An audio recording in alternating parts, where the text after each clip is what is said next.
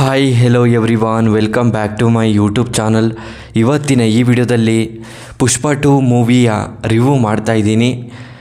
ಈ ಮೂವಿಯ ಸ್ಟೋರಿ ಏನು, ಬಜೆಟ್ ಏನು, ಕಲೆಕ್ಷನ್ ಏನು, ಯಾವ ಭಾಷೆಯಲ್ಲಿ ಬಿಡುಗಡೆಯಾಗಿದೆ, ಯಾರ್ಯಾರು ನಟ ನಟಿಯರು ಇದ್ದಾರೆ, ಹಾಗೆಯೇ ಈ ಮೂವಿಯ ಹಲವಾರು ಫ್ಯಾಕ್ಟ್ಗಳನ್ನು ಈ ವಿಡಿಯೋದಲ್ಲಿ ತಿಳ್ಕೊಬರೋಣ. ಅದಕ್ಕೂ ಮುಂಚೆ ನಮ್ಮ ಚಾನಲ್ಗೆ ಸಬ್ಸ್ಕ್ರೈಬ್ ಆಗಿಲ್ಲ ಅಂದರೆ ಸಬ್ಸ್ಕ್ರೈಬ್ ಮಾಡಿಕೊಂಡು ಕೆಳಗಡೆ ಕಾಣ್ತಿರೋ ಬೆಲ್ಲೈಕನ್ನ ಕ್ಲಿಕ್ ಮಾಡಿಕೊಳ್ಳಿ. ಬನ್ನಿ ಗಾಯ್ಸ್, ಇವತ್ತಿನ ವಿಡಿಯೋವನ್ನು ಶುರು ಮಾಡೋಣ.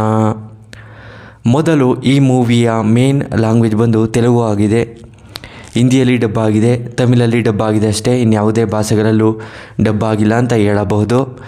ಹಾಗೆಯೇ ಈ ಮೂವಿಯ ಸ್ಟೋರಿ ನೋಡೋದಾದರೆ, ಪುಷ್ಪ ಅನ್ನೋ ವ್ಯಕ್ತಿ ಇರ್ತಾರೆ, ಅವರಿಗೆ ತಂದೆ ತಾಯಿ ಇರ್ತಾರೆ. ಅವರು ಅವರ ಹೆಂಡತಿಗೋಸ್ಕರ ಏನೇನೆಲ್ಲ ಮಾಡ್ತಾರೆ, ಹಾಗೆಯೇ ಅವರ ಸರಕುಗಳನ್ನೆಲ್ಲ ಯಾವ ರೀತಿ ಸಾಗಾಣಿಕೆಯನ್ನು ಮಾಡ್ತಾರೆ, ಹಾಗೆಯೇ ಅವರಿಗೆ ತುಂಬ ಎಷ್ಟೆಲ್ಲ ಕಷ್ಟಗಳು ಬರ್ತವೆ ಅದನ್ನೆಲ್ಲ ತುಂಬ ಅದ್ಭುತವಾಗಿ ಕೊಟ್ಟಿದ್ದಾರೆ ಅಂತ ಹೇಳಬಹುದು. ಹಾಗೆಯೇ ಶಿಖಾವತ್ ಅನ್ನೋ ವ್ಯಕ್ತಿ ಇರ್ತಾರೆ, ಅವರು ತುಂಬ ಟಾರ್ಚರನ್ನು ಮಾಡ್ತಿರ್ತಾರೆ ಪುಷ್ಪ ಅವರಿಗೆ. ಹಾಗೆಯೇ ಅವರು ಕಳಿಸ್ತಿರುವಂಥ ಸರಕುಗಳಿಗೆಲ್ಲ ತಡೆ ಹಿಡಿದು ಅವರ ಸರಕುಗಳನ್ನೆಲ್ಲ ಪೊಲೀಸ್ ಸ್ಟೇಷನ್ಗೆ ಹ್ಯಾಂಡ್ ಓವರ್ ಮಾಡ್ತಿರ್ತಾರೆ. ಆ ಕಾರಣದಿಂದ ಪುಷ್ಪ ಅವರು ತುಂಬ ತಲೆಗೆಟ್ಟು ಅದ್ರ ಮೇಲೆ ಸರಕುಗಳನ್ನೆಲ್ಲ ತುಂಬ ಒಂದು ದೊಡ್ಡ ಕಂಟೈನರಲ್ಲಿ ತುಂಬಿಸಿ ಅದನ್ನು ಸಾಗಾಣಿಕೆ ಮಾಡ್ತೀನಿ ಅಂತೇಳಿ ಟೈಮಿಂಗ್ಸನ್ನು ಕೂಡ ಹೇಳ್ಬಿಟ್ಟಿರ್ತಾರೆ. ಶಿಖಾವತ್ ಕೂಡ ಕಾಯ್ಕೊಂಡು ಇರ್ತಾರೆ ಆ ಕಂಟೈನರ್ ಬರುತ್ತೆ ಅಂತ. ಆದರೆ ಆ ಕಂಟೈನರ್ ಬದಲಾಗಿ ಒಂದು ಎತ್ತಿನ ಗಾಡಿ ಹೋಗ್ತಾ ಇರ್ತವೆ, ಅದ್ರ ಪೂರ್ತ ಸರಕುಗಳಿರ್ತವೆ, ಅದ್ರಿಗೆ ಅವ್ರಿಗೆ ಗೊತ್ತಿರೋದಿಲ್ಲ.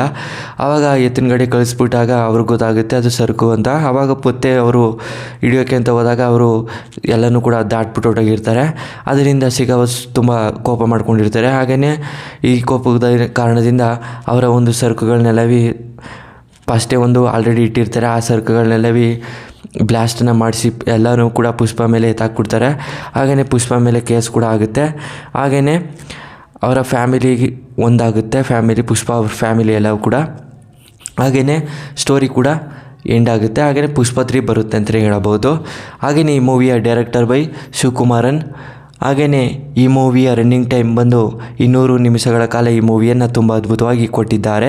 ಹಾಗೆಯೇ ಈ ಮೂವಿಯ ಬಿಡುಗಡೆಯಾಗಿದ್ದ ದಿನಾಂಕ ಡಿಸೆಂಬರ್ 5, 2024ರಲ್ಲಿ ಬಿಡುಗಡೆಯಾಗಿರುವಂಥ ಸಿನಿಮಾ ಆಗಿದೆ ಅಂತ ಹೇಳಬಹುದು.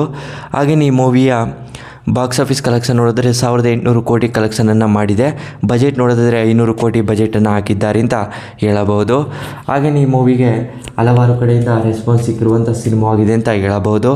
ಹಾಗೆಯೇ ಈ ಮೂವಿಗೆ ಎಲ್ಲಿ ಪ್ರೊಡಕ್ಷನ್ ಕಂಪನಿ ಮೈತ್ರಿ ಮೂವೀಸ್ ಮಾರ್ಕರ್ಸ್.